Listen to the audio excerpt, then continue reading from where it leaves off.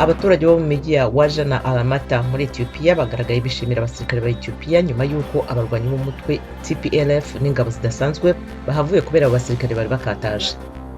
Mu misozi yo mu burasirazuba bwa Sudani, abakozi bubatse inkambi y'ibihumbi 25 bahunze imirwano mu ntara ya Tigray muri Ethiopia. Muri Tunisia, ibiganiro kuri Libya byari bisubitswe hadashyizweho guverinoma nshya yaza kurikirana amatora ashobora kuba mu mwaka utaha. Intumwa ya ONU yavuze ko hakiri akazi kenshi ko gukora. Muri Burkina Faso, kandida perezida Zefira Diabare utavuga rumwe n'ubutegetsi yakoresheje mitingi y'ibihumbi n'ibihumbi kuri stade mu murwa mukuru wa Gadugu. Itora rizaba tariki 22 z'uku kwezi. Naho Somalia kimwe na Kenya na Ethiopia bituranye ihanganye n'inzige kuva mu mpera z'umwaka ushize. Cyakora ingamba zaguma mu rugo zabereye intambamye ibikorwa byo kuzirwanya.